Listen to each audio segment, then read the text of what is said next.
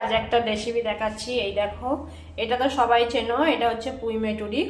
তো আজকে আমি এই পুঁই মেটুরিটা রান্না করব, তার রেসিপিটা তোমাদের দেখাচ্ছি, অর্থাৎ আমি কিরকম করে রান্না করছি সেটা তোমাদের সাথে শেয়ার করব। তো এই দেখো, এখন তো এটা ধুয়ে নিয়েছি জলে, আর অল্পই কেটেছি পুঁই মেটুরিটা।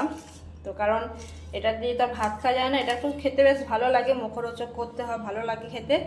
তো এটা আজকে করব, আর মেয়ে সব মানে খায় না, বুঝেছো, সেই জন্য একটু অল্প করেই করছি, দুজনের জন্য তো একটু অল্প করেই করছি।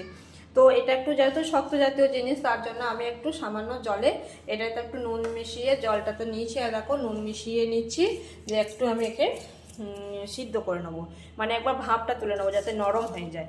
তো চলো বন্ধুরা, দেখতে থাকো আজকে আমি এই পুঁই মেটুরির কী রেসিপি তোমাদের সঙ্গে শেয়ার করছি। তো আমার রেসিপিগুলো তোমাদের নিশ্চয়ই আশা রাখছি ভালো লাগে। তো এই দেখো, এটা আমি জলে দিয়ে দিয়েছি এখন। এবার এটা একটু সামান্য করে একটু সিদ্ধ হবে, ভাপিয়ে নেবো, যখন নরম হয়ে যাবে তখন আবার নামিয়ে দেবো। চলো দেখতে থাকো। সিদ্ধ করে নিয়ে একবারে জলটা ঝরিয়ে নিয়েছি, দেখো নরম হয়ে গেছে, দেখেছো? বেশি নরম হলে আবার মাখা মাখা হয়ে যাবে। তো কচি একদম নরম হয়ে গেছে, জলে সিদ্ধ করে রেখে দিয়েছিলাম, করেছিলাম যেহেতু। এবার আমি কি করব, কড়াইটাতে তেল দেবো,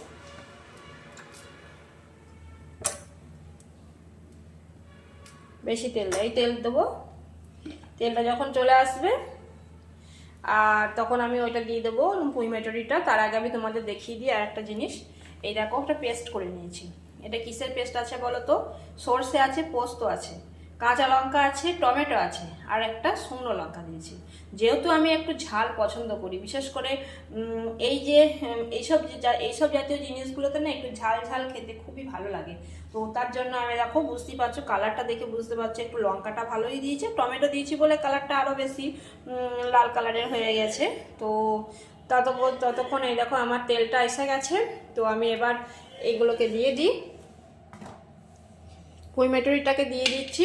তোমরা অবশ্যই করো, মানে অনেকজনেই বাড়িতে করে, তো যারা করে না তারা করবে।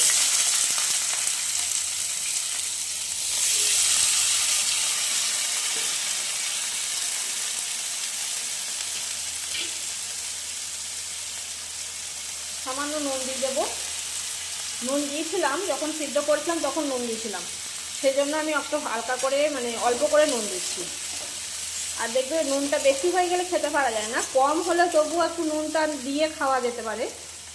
তবে অবশ্য নুন, কাঁচা নুন না খাওয়াই ভালো। তো একটু হলুদটা দিয়ে দিলাম।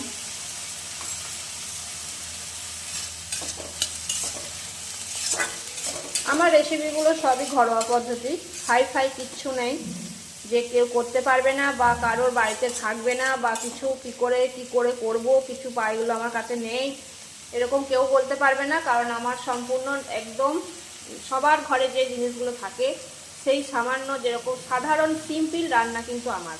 তোমরা এতদিন ধরে তো আমার রান্না দেখছো, তোমরা দেখে বুঝতেই পারবে যে আমার একদম সো সিম্পল রান্না, খুব হাইফাই রান্নাও নয়। আমাদের নিত্য নয়, মানে প্রত্যেক দিনে আমার খাওয়া দাওয়া যেটুকু হয় সেটাই তোমাদের কাছে শেয়ার করি। তো এই দেখো, এটা একটু ভেজে নিই। তো এবার আমি এটা কি দেবো, এটা আমি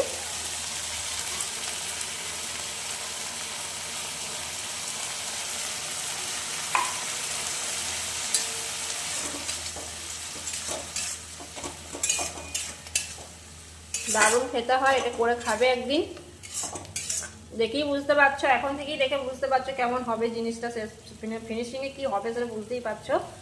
এই দেখো, সর্ষে পোস্ত বলে দিয়েছিলাম তোমাদেরকে কি কি দিয়েছি ওতে। সর্ষে পোস্ত আর টমেটো ছিল, একটা কাঁচা লঙ্কা ছিল, আর একটা শুকনো লঙ্কা ছিল।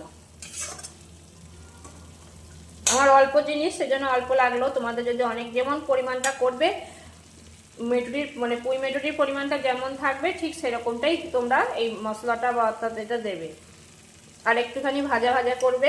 কেউ যদি মানে ভাজা ভাজা না করে গদগদে খেতে চাও, তাহলে এরকম করে কিছুক্ষণ পরে নুন মিষ্টিটা দেখে নেবে, দিয়ে নামিয়ে দিতে পারো। আর কেউ যদি একটু ভাজা ভাজা করে খেতে চাও, বেশি করে ভেজে নেবে, দিয়ে খড়খড় খড়খড় করে, যেটা মানে আমরা শুকনো পাতে সে ঝরঝরে যেটা খেতে পছন্দ করি, তাহলে একটু বেশি করে করতে হবে। তো চলো দেখো আমি কীরকম করে করি। দেখো বন্ধুরা, হয়ে গেছে, একদম সম্পূর্ণটা করে ফেলেছি, সব রান্নাটা হয়ে গেল। তো আমি দেখো কীরকম রেখেছি, একদম গা রসা রসা নয়, আবার সেই খুব সুন্দর করে এটা খেতে ভালো লাগে। এই দেখো আমার রান্না হয়ে গেল। ঠিক আছে, তোমাদের যদি ভালো লেগে থাকে একদিন বাড়িতে চেষ্টা করবে, দেখবে খুবই ভালো লাগবে।